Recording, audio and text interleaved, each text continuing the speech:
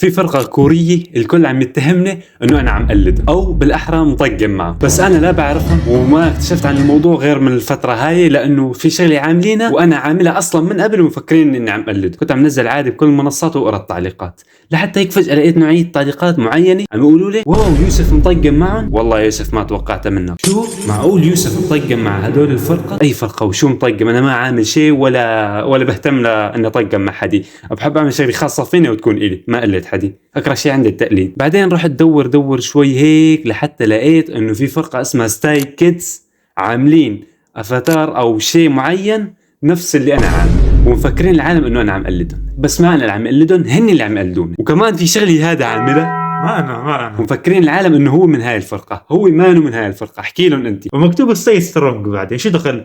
انت بس اختار الكلمه ستي خلص، كلمة ستي يعني ستي كيدز خلص، ما هن. والكلمه ستي سترونج ابقى قويه. ما عجبتنا كثير بس خلص هذا المتوفى. هذا القناع المتوفى. بدي اروح ابحث عن هاي الفرقة لأن لحد الآن ما شفت شيء غير الأفاتار. والله في برتقالة لسه ما ضفتها. هاي الصور اللي أظن عليها هم مفكريني واحد منهم، أنا ماني واحد منهم وبكرههم. أرجوكم لا حد يقول لي إني عامل مثله. هاي الفرقة بالكامل يعني ماشي حساب شخص واحد لحاله. 37 مليون.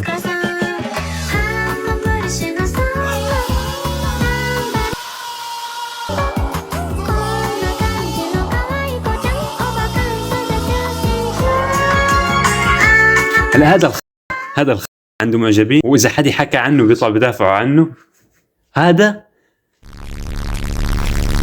وإنسانه كويس ما شاء الله، لا أحسن واحد بالعالم. راح نعطيهم فرصة بفيديو ثاني، نعطيهم فرصة. لا ماشي عشوائي بالترتيب، خلينا. أوه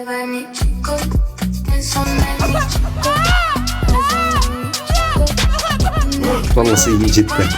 إذا حد بيقول لي لا تحكي عنهم أو بيحكي أي تعليق سلبي علي بسبب هذول، يا ويلك مني والله. شو ممكن حتى اللي بيكتبوا لي كلمة بعدها بيكتبوا لي تحت أمزح، حتى أنتوا ترى بينكم نصيب، فلا تكتبوا تعليقات وتكتبوا لي أمزح على أساس تمشوها يعني. وحتى منزلين منتجات باللون البرتقالي إنه على أساس إنه هاي هني وأنا عم قلدهم، وانا لا بعرفهم ولا بعرف هيك فشل ولا مستحيل اتفرج عليك شيء يخزي. اذا بيعطوني يوم مجانا والله ما راح اخذ.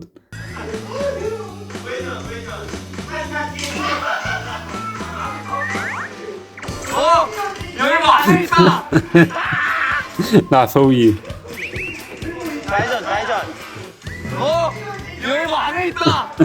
يضحكني. شو مصير طيب؟ طاح الضحك بس انت مالك. عن جد والله يا اخوي عم يضربني.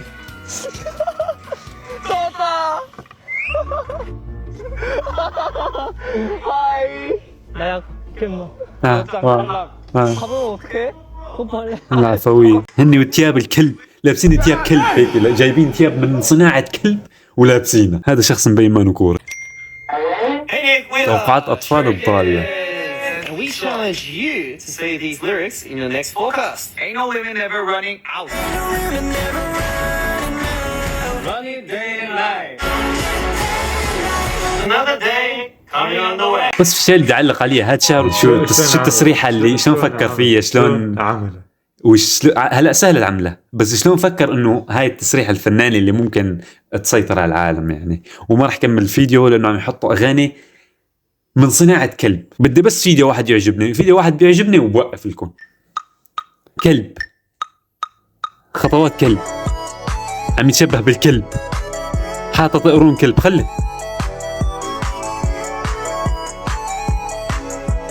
لا واو عن جد جذبني كتير. راح احط له متابعة بكل مكان بالعالم. ستاي كيدز ولا ستري كيدز ولا كيدز أطفال يعني. هي فرقة فتيان كورية جنوبية مكونة من 8 أعضاء، انتقلت رسميا عام 2018 تحت إدارة شركة GUB. عرفت الفرقة عالميا بنمطها الموسيقي الفريد وأغانيه الحماسية التي يكتبها وينتجها الأعضاء بأنفسهم. ما تكون صناعة كلب. اسم النادي المعجبين ستاي. أعضاء الفرقة بان غتشان ليون وانغ مي. رح نسمع لهم غناي، إذا طلعت الغناي حلوة والله العظيم رح أعطي رأيي بكل صراحة. والله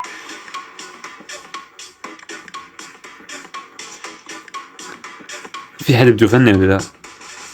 All day, every night, until we're satisfied with it.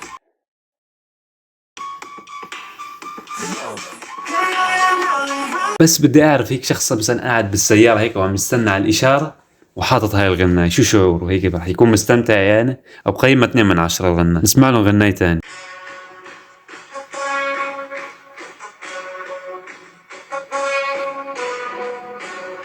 يلا ساعة لبين ما تبلش. والله وضعت الكلب فنان.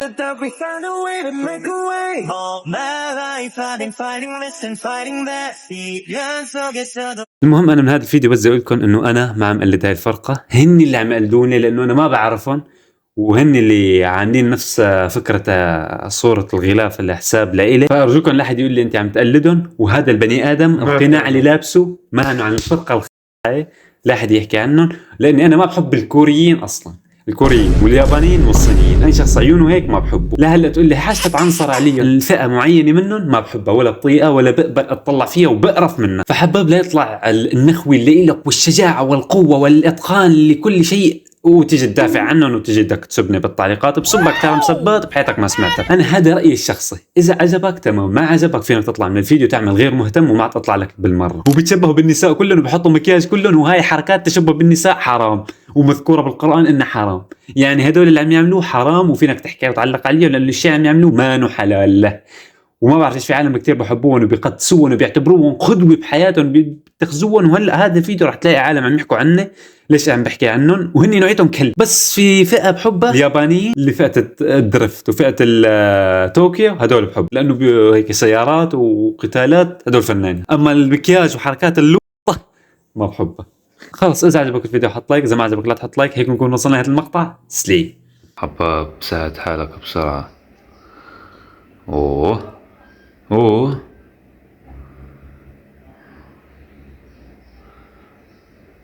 انت اللي عم تحكم؟ طيب ماشي، خذه لمكان يعني يدبر حاله. ما عم اضغط اكس ما اضغط اوه اي شيء. تسلق. طبعا عندي قناة ألعاب بس ما حد بيعرف شو اسمها لحد الآن يعني.